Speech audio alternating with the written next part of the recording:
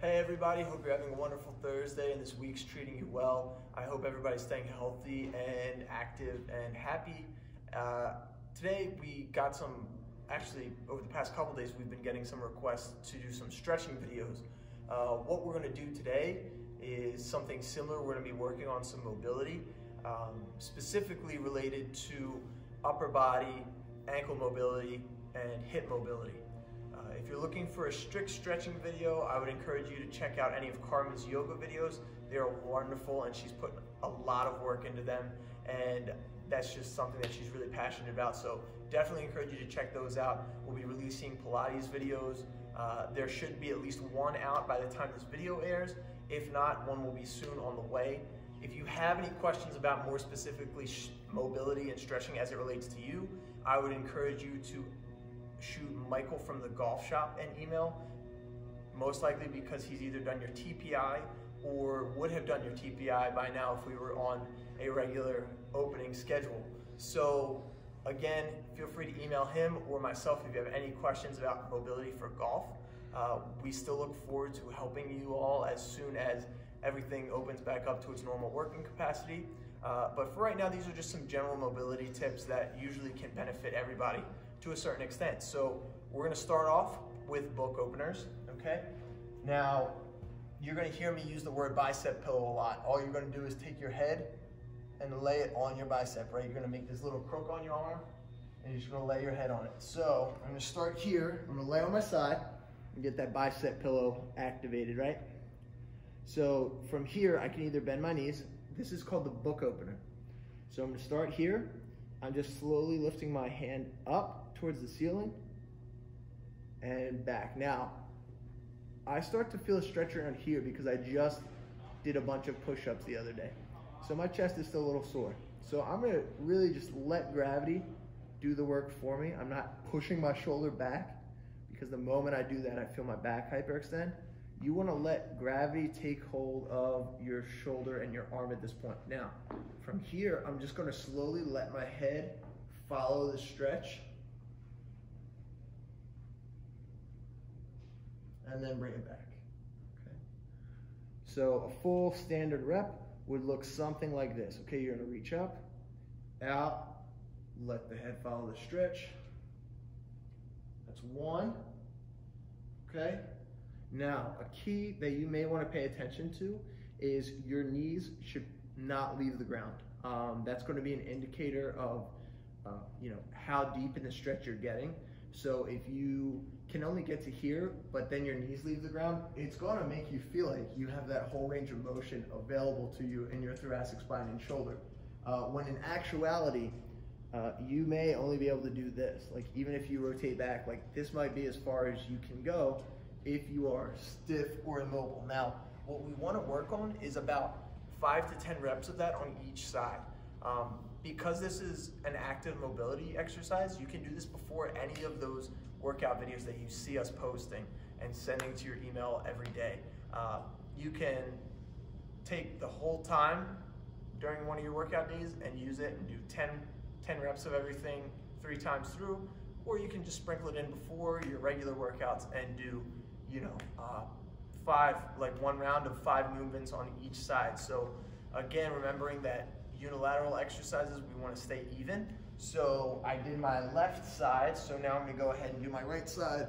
Left arm bicep pillow, reach up and back.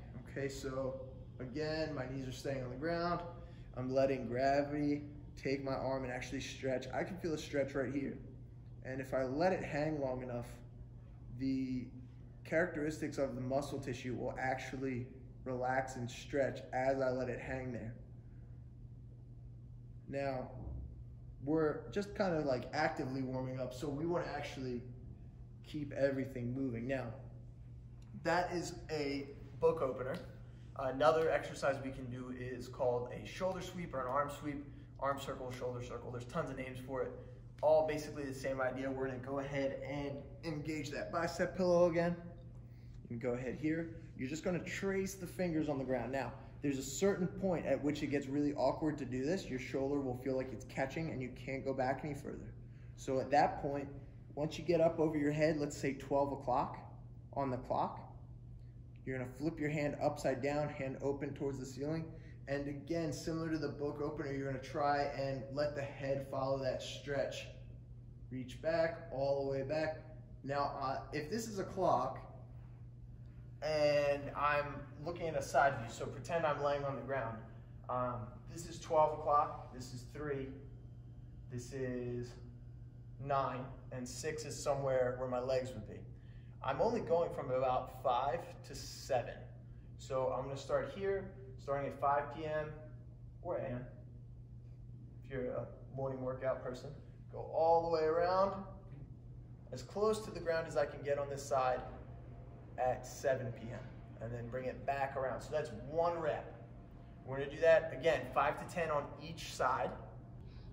The next exercise we're going to do is an active straight leg raise. So we're gonna lay on our backs. You're gonna bring this leg, either leg that you start off with, I'm gonna start with my right leg. I'm gonna bring this right leg so that my femur is perpendicular to the floor, right? So this is parallel to the wall, it's pointing straight up. If I were to draw a line between my hip and knee, I'm pointing towards the ceiling. So what I'm gonna do here is I'm going to reach down, grab my hamstring, okay? I'm actually gonna interlace my fingers behind my hamstring, and I'm going to squeeze my quad in an effort to straighten my leg. Now, I can get my leg really straight if I'm up here, but notice that I'm crunched forward, my shoulders are internally rotated, I'm tucking my chin. None of that is good for my upper body posture. So what I can do is I can grab a little bit higher up on the knee and really provide that extra support. So again, the goal here is to get that leg nice and straight. If you have tight calves, you will feel this almost instantaneously in the back of your calf. You also may feel it in your hamstring. That's totally all right. What you can do is actually kind of like floss it, right? So squeeze, 3, 2, 1, and relax. And squeeze, 3, 2, 1, and relax. So again, you want to do that probably, I would say, 5 to 10 times on each side. Another method, if you have a band available to you, what you can do is you loop that band around a table leg or the step of a landing, something that will hold it and is sturdy. And what you can do is actually keep your leg straight as you pull that band down. Even if you don't have a band, you're going to feel this in your abs and also your hamstring. So if done correctly, here your leg's nice and straight, and you'll feel that pull all along the hamstring. Next exercise we have is the world's greatest stretch. So we're going to start in a kneeling position, okay? From here we're going to sit up, lunge forward. So now we're in like this couch stretch position. If you were to take your foot and put your toe on a couch, that would be a couch stretch, but we're not. So we're going to go ahead and place our hands here, okay? And you're just going to scooch this foot back as flat as it'll go, okay? So instantaneously I feel a stretch on my hip, the front of my left hip. I'm going to push this hand into the ground as I reach up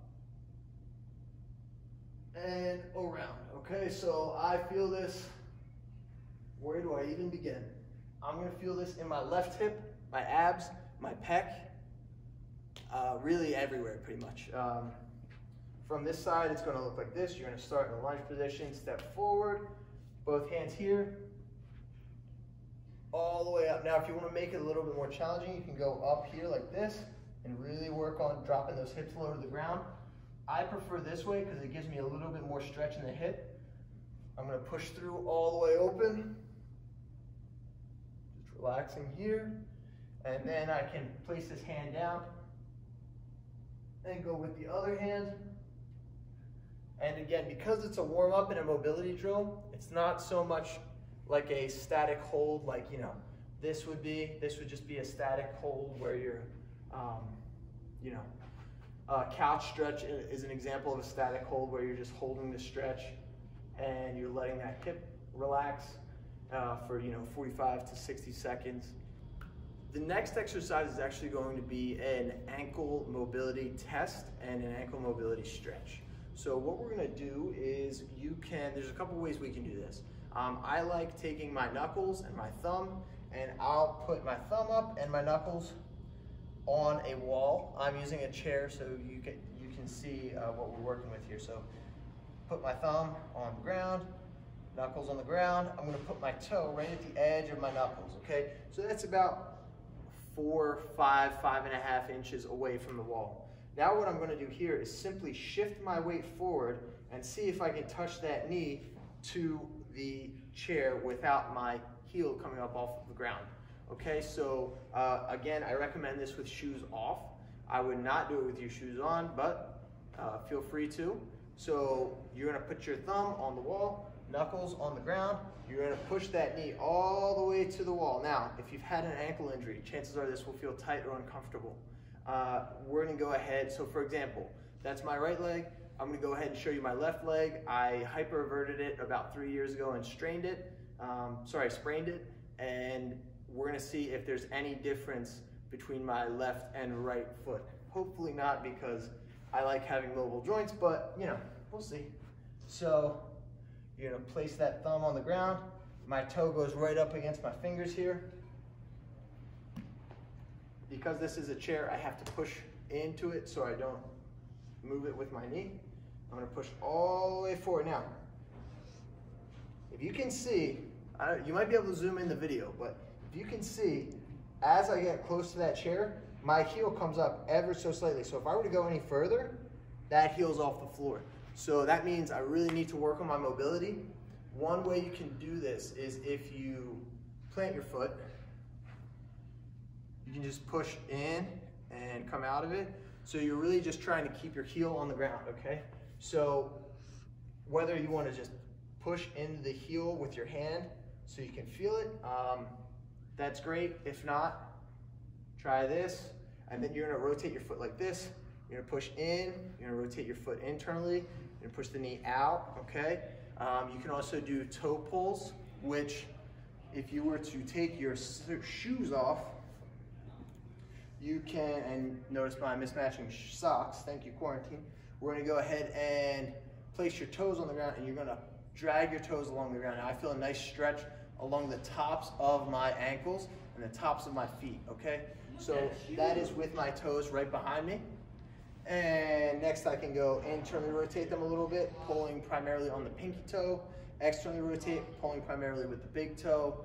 You can also, you know, if you have a weight to use, you can go ahead and place the weight on your knee and just move your ankle around, okay? Now I can accommodate, my ankle can accommodate all these ranges of motion, thankfully, so I don't need to work on that too much.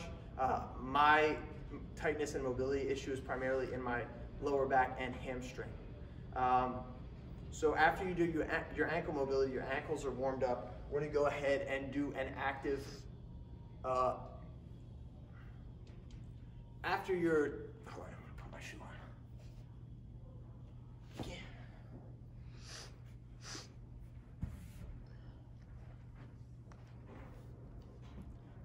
After your ankles are warmed up, we're gonna go ahead and do a toe elevated hamstring stretch. So what that's gonna look like is you're gonna get either a wedge or a small step. It could be a book that, you know, you're not super attached to. In this case, I'm going to use my broomstick.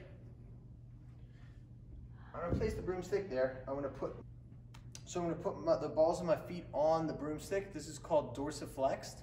Once my ankle's in slight dorsiflexion, I'm going to go ahead and engage my abs, pushing the hips back. I'm gonna slide my hands along my legs, and I'm going to try and touch my toes. Now, simply raising your toes up, you're going to feel a stretch in your calves. From there, we're going to further challenge that stretch by really getting your hamstring stretched and try to get your fingers down towards your toes. Now, I can touch the ground if I do this, but that was all moving through my upper back. So I really want to keep my core tight, push the hips back. Once I feel like I've hit my mobility limit, I'm going to hold it here for about 30 to 45 seconds, and then I can go a little bit deeper into it usually. Again, the key here is you want to keep as flat a back as you can possibly stand and nice straight legs. Okay, now an alternative is if you can barely even do that with your feet flat on the ground, if your object is not circular, because it would be a hazard, I want you to, if it's flat and it won't move, I want you to put your heels on the object, and we're going to do a heel elevated toe touch. So this will actually take your calves out of it, so to speak, and it'll target the stretch primarily on the hamstrings and your lower back. So again, head up, chest up, nice and tall. Sliding your hands along your legs. You're going to try and touch your toes. And look, now I almost touched my toes, and I was a lot closer with the toe touch on my heel elevated hamstring stretch than my toe elevated hamstring stretch. So after you've done those, this is the only stretch that we've incorporated into this workout. We're going to go ahead and hold that for 45 to 60 seconds. Feel free to do that one-sided. If you do that, make sure it's even and play around with it.